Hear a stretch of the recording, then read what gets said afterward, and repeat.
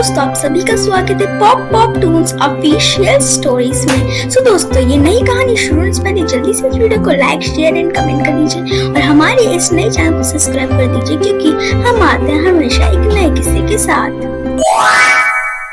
रात हो जाती है और रीना पूरे रात के 2 बजे तक नहीं आती है। विशाल रात के 2 बजे तक इंतजार किए जा रहे कि रीना आ ही नहीं रही। सारे रिलेशनशिप टूट के बिखर गए हैं लग रहा है।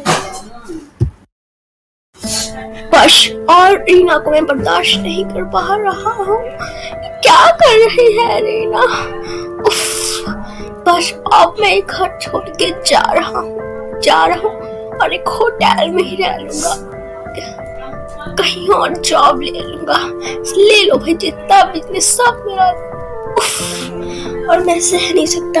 विशाल और ये सारी चीजें बर्दाश्त नहीं कर पाता है और वो घर छोड़ने का फैसला लेता है। लेकिन उधर काव्या, रात हो जाती है पर रात तक केशव उस घर में नहीं आता है। ये देख के काव्या बड़ी परेशान हो जाती। वो बस यही सोच जाती, आखिर उसकी क्या गलती है जो केशव उसके लिए ऐसा बिहेव करता है। उसने शादी के लिए तो पूछना मना कर दिया, लेकिन फिर भी ऐसा क्यों वो ऐसा बिहेव करता है? आखिर काव्या की क्या गलती है इन सब में? सोच के वो बैल्कनी में सोच रही, मेरी आगे क्या गलती है? क्यों वो कहाँ चला गया? काव्या बस रोई जा रही थी। कसौली वो बस अकेली हो गई थी। केशव तो था, लेकिन वो पता नहीं कहाँ चला गया था। सारी बिजनेस की प्रॉपर्टीज, घर के सारी प्रॉपर्टीज, पेपर सब विशाल अपने साथ ले आया और हमेशा के लिए वो लड़की यानी रीना का घर हमेशा के लिए छोड़ के एक होटल में रुक गया था। विशाल सचमुच बहुत दुखी था। विशाल, आंटी काव्या की याद क्यों आ रही है? क्या कॉल करूं? क्यों करूं? मैंने तो सारे रिश्ते तोड़ दिए थे उसके साथ, उसकी सच्चाई जान के कि रिजॉर्ट के ओनर के साथ। पर क्या पता उससे क्या सच्चाई हो उसके अंदर। और मैंने बिना कुछ सोचे समझे मुझे ठीक से बात करना चाहिए था खुल के तब, लेकिन मैं ही गधा हूँ एक नंबर का। मैंने सारे रिश्ते तोड़ दिए उसके साथ।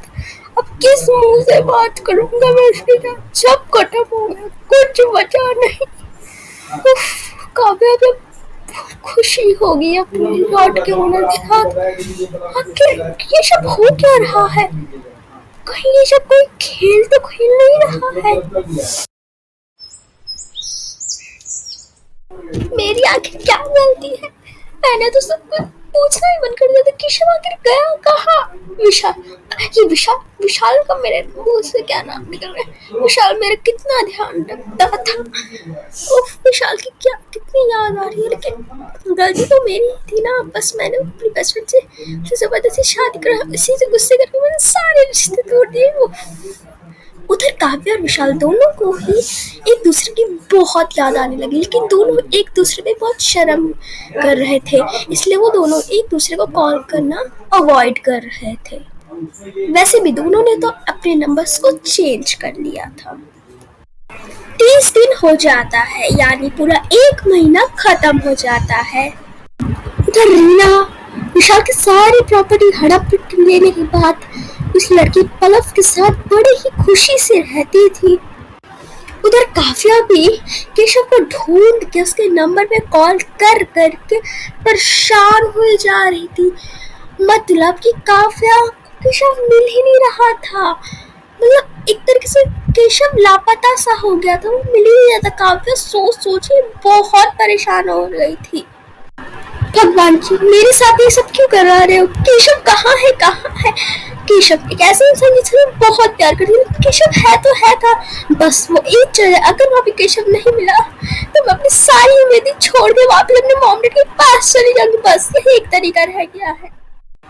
विशाल ने भी अब रीना के बारे में सोचना बंद कर दिया था, क्योंकि वो जानता था कि रीना किसी और के साथ खुश रह सकती है। तो विशाल अपना दिमाग क्यों खराब कर? जैसे नॉर्मली जैसे वो जॉब करना उसने ज्वाइन कर लिया और वहीं पर जाता था, बिजनेस वगैरह वो थोड़ा बहुत संभाल लेता था, क्योंकि इस तरह से उसके कलेजे पे एक घाव सा बन गया था। रीना की वजह से रीना ने विशाल के प्यार को जो ठुकराया है, वो विशाल जिंदगी भर भुला नहीं सकता शायद। बहुत मन भारी लग रहा है, आशीष से बात कर लेता हूँ। बता रहा था किसी शादी में जा रहा है, मुझे भी जाना होगा, पता नहीं कौन सी शादी है। खैर मैं तो बात कर लेता हूँ उससे कि क्या बात है। हेलो, हाँ विशाल, तुझे जानते ही मैं जब एक शादी कर बताया था, तो तू भी शादी पक्का ना तेरे को? हाँ ठीक है, तू भी चलियो मेरे साथ। हाँ ठीक है, वैसे तो ठीक है शादी में, लेकिन शादी है किसकी ये तो बता। Oh my God, 5%? विशाल विशाल सुन, मैं तेरे को, तू जब शादी में आएगा तो देख ही लेना कि किसकी शादी है, मैं तेरे को पिक करूँगा, ठीक है? अभी मेरे फोन की बैटरी 5% है, स्विच डाउन हो जाएगा मेरा फोन। Okay bye. और मैं कोई बहाना नहीं सुनना चाहता हूँ, जरूर आना तेरे को शादी में। एक्चुअली जिसका दूसरा ने आशीष जो विशाल को लेके जिस शादी में लेके जा रहा था, क्योंकि वो और कोई नहीं पलव, और साथ ही में रीना की ही दूसरी शादी थी। विशाल को ये सब नहीं पता था, क्योंकि उसका दोस्त यानी आशीष पर बोलने ही वाला था कि उसकी बैटरी परसेंट डेड हो गई थी।